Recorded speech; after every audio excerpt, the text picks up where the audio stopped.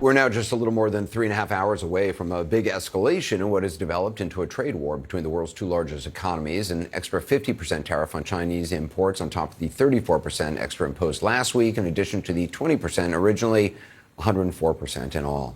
Perspective now from Scott Galloway, NYU professor, host of the Prof G podcast, and co-host with Kara Swisher of the Pivot podcast.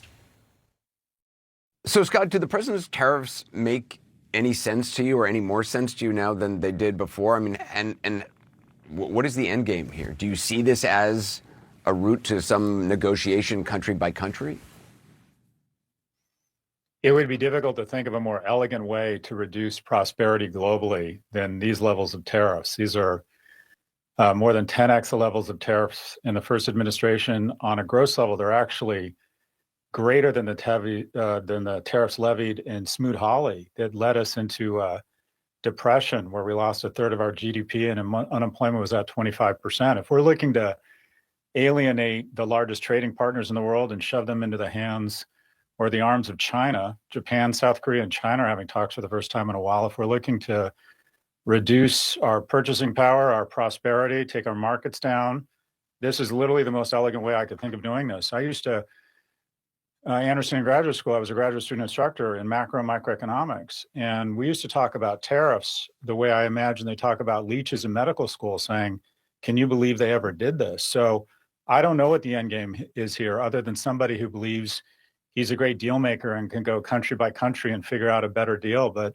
we've lost so much credibility that I think the structural long-term damage here is really significant.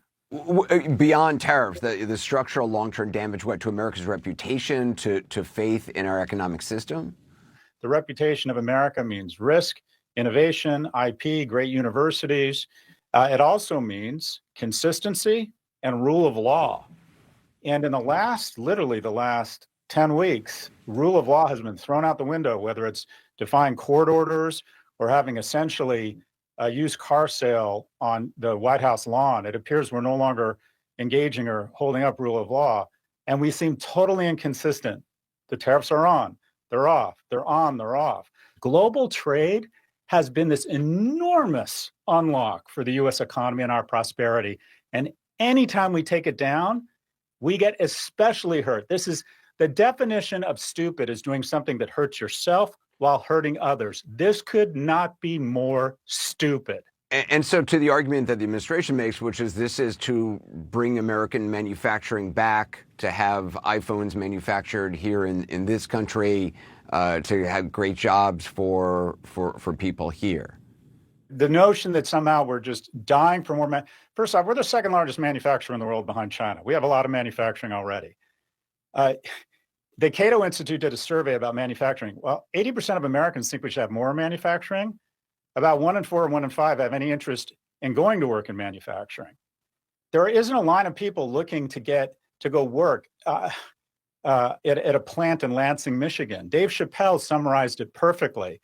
We want to wear Nikes, not make them. We have outsourced the most underpaid jobs. Now, some people we've left behind.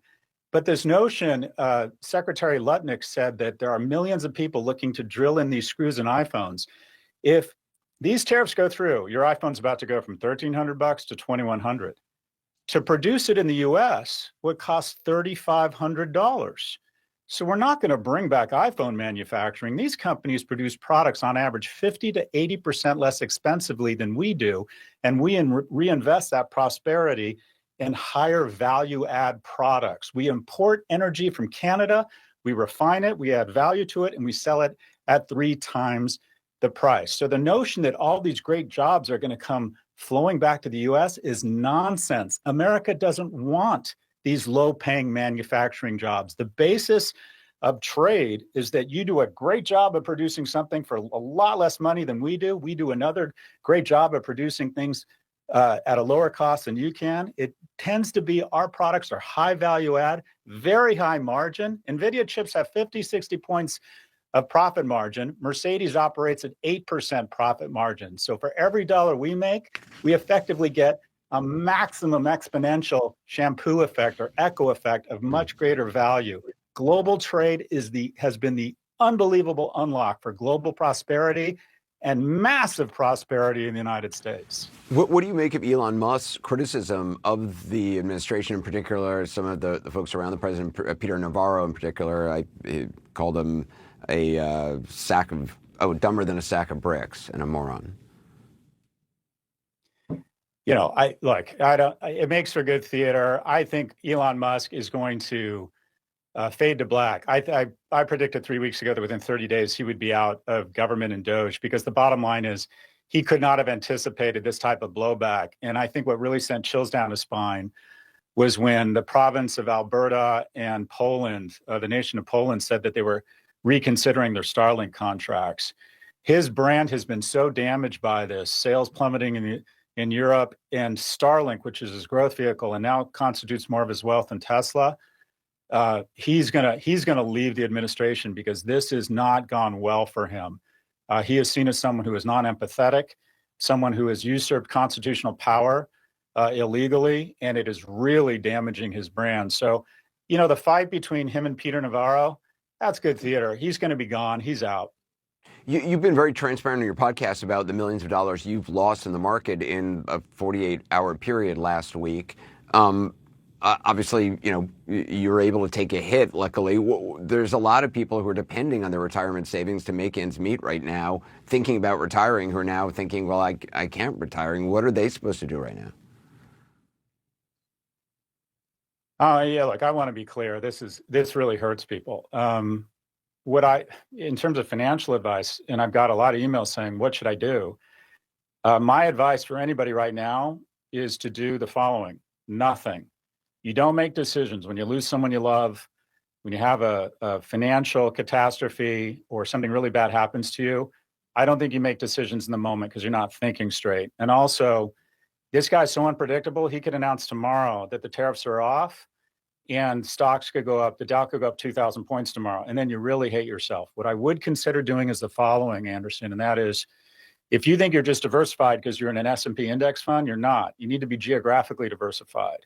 And that is that re-rating we're talking about, where the U.S. may not be able to outrun the multiple contraction in stocks, in my opinion, are due for 5 years of decline in the U.S. You may want to think about taking some tax losses and then diversifying into other geographies, Asian, Latin American, and European stocks. But you never want to act out of emotion, because usually the same emotion you're feeling is what other people are feeling. And if you had followed some advice from famous CNBC people in 2008 and said, if you can't stand the volatility, get out, and then the markets ripped back and recovered all of their losses within 14 months, think about the hit to your mental health. So what do you do right now? You do nothing in the short run. You do not have emotional panic selling. You talk to people and maybe think about diversifying across geographies, not just across the S&P. Scott Galloway, thanks so much, Scott. Thank you, Anderson.